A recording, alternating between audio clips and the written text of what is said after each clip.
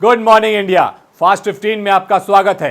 केवल आपके 3 मिनट और आप जानेंगे पूरे दिन की खबर। नारदा स्टिंग केस में टीएमसी नेताओं को सीबीआई ऑफिस लाने के बाद पश्चिम बंगाल की सियासत में भूचाल आ गया।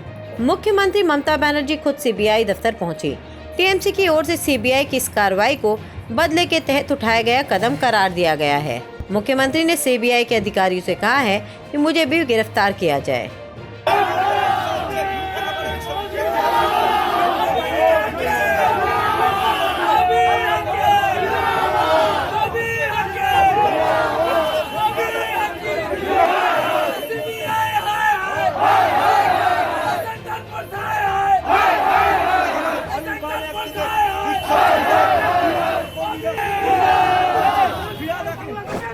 नारदा घोटाले में सीबीआई ने फिरहाद हकीम सहित शोभन चैटर्जी, सुब्रतो मुखर्जी और विधायक मदन मित्रा को गिरफ्तार किया।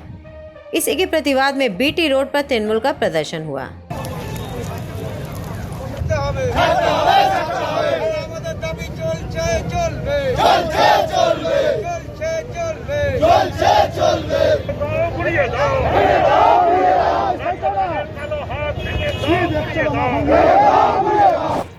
साइक्लोन तौकते सोमवार सुबह से खतरनाक रूप ले चुका है। तूफान तौकते ने मुंबई में जोरदार तबाही मचाई। करीब 60 से 75 किलोमीटर प्रति घंटा की रफ्तार के साथ तेज आंधी में कई पेड़ टूट गए और कुछ घरों को नुकसान पहुंचा। सड़क पर यातायात बाधित हो गए, लेकिन किसी के हताहत होने की खबर सामने नहीं आई है। साइक्लोन तौकते को देखते हुए बांद्रा वर्ली सी लिंक पर गाड़ियों की आवाजाही रोक दी गई। मुंबई मोनोरेल के ऑपरेशन को भी बंद किया गया। कोरोना संक्रमण से निपटने के लिए 2DG दवा के तौर पर भारत को एक और हथियार मिल गया है। DRDO की एंटी कोरोना ड्रग 2DG को सोमवार को इमरजेंसी यूज के लिए रिलीज कर दिया गया। रक्षा मंत्री राजनाथ सिंह और केंद्रीय स्वास्थ्य मंत्री डॉक्टर हर्षवर्धन ने DRDO के मुख्यालय में सोमवार सुबह 10:30 बजे कोरोना की देसी दवा की पहली खेप लॉन्च की। DRDO के सहयोग से हमारे आदरणीय राजनाथ सिंह जी के नेतृत्व में ये शायद हमारी पहली इंडिजिनस रिसर्च के आउटकम के तहत दवा है जो सीधे कोविड के वायरस के प्रकोप को पूरे वैज्ञानिक दृष्टिकोण से कम करने का पूरा पोटेंशियल रखती है। और एक प्रकार से पॉजिटिवली जो अभी तक के रिजल्ट हैं, जो हमारा ठीक होने का समय है, उसको कम कर पाएगी, ऑक्सीजन के ऊपर डिपेंडेंस को कम कर पाएगी। तो मुझे आज के इस अवसर पर वैज्ञानिकों को बधाई देते हुए भगवान से ये भी प्रार्थना करनी है कि ये जिस प्रकार का इसके इनिशियल रिजल्ट हमको ट्रायल्स में दिखाई दिए हैं, ये आने वाले समय के अंदर खाली भारत के ही लिए नहीं अपितु पूरे संसार के लिए कोविड के खिलाफ जंग में एक महत्वपूर्ण भूमिका निभाए। इस अवसर पर मैं DRDO को और उसके सभी वैज्ञानिकों को इस बात के लिए धन्यवाद करना चाहता हूँ, बधाई देना चाहता हूँ। मिस यूनिवर्स की 69वीं अंतर्राष्ट्रीय प्रतियोगिता में विजेता का ऐलान हो चुका है। मिस मैक्सिको एंडी मेजा ने 69वें मिस यूनिवर्स का खिताब अपने नाम कर लिया। एंडी ने दुनिया भर की सुंदरियों को पीछे छोड़ते हुए खिताब अपने नाम कर लिया है। कोरोना काल में जहां लोगों की मौत का सिलसिला थम नहीं रहा, वहीं अब ऐसी भी तस्वीरें सामने आई हैं जिससे मानवता शर्मसार हो रहा है। दरअसल बिहार के नालंदा में एम्बुलेंस की जगह नगर निगम के ठेले पर कोरोना संक्रमित व्यक्ति के शव को मुक्तिधाम ले जाया गया। कोरोना संकट के बीच ऑक्सीजन कॉन्सेंट्रेटर की कालाबाजारी से जुड़े मामले में कारोबारी नवनीत कालरा को गिरफ्तार कर लिया गया है। दिल्ली के मशहूर खान चाचा मार्केट के मालिक कालरा को दिल्ली पुलिस की क्राइम ब्रांच ने रविवार को गिरफ्तार कर लिया है। कालरा पर अंतर्राष्ट्रीय कंपनी मैट्रिक्स सेल्यूलर सर्विस के साथ मिलकर दिल्ली में ऑक्सीजन कंसंट्रेटर की कालाबाजारी करने का आरोप है।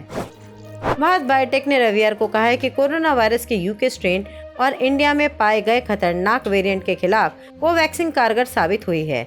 भारत बायोटेक की तरफ से एक बयान में कहा गया है कि कोवैक्सीन ऐसी एंटीबॉडी पैदा कर देती है जो कोविड-19 के सभी मौजूदा वेरिएंट का मुकाबला करने में सक्षम है। देश में तेजी से फैल रहा कोरोना अब गाँव तक पहुँच चुका है। उसके बाद भी गाँव वाले कोरोना की जाँच कराने को तैयार नहीं है। जांच के लिए यहां मेडिकल टीम पहुंची तो ग्रामीणों ने उन्हें घेर कर धमकाना शुरू कर दिया। बाद में पुलिस की मौजूदगी में 35 लोगों की जांच की गई, जिसमें से एक की रिपोर्ट पॉजिटिव आई। दरअसल इस गांव में 15 दिनों में जुकाम बुखार से 15 लोगों की संदिग्ध मौत हो चुकी है। कोविशील्ड वैक्सीन को लेकर सरकार ने अब बड़ा फैसला किया है। वैक्सीन की किल्लत को दूर करने और ज्यादा से ज्यादा लोगों को वैक्सीन लगाने के मकसद से सरकार ने कोविशील्ड वैक्सीन की सेकेंड डोज का समय अंतराल बढ़ा दिया है। अब कोविशील्ड वैक्सीन की दूसरी डोज के लिए 12 सप्ताह बाद आपको अपॉइंटमेंट मिलेगा।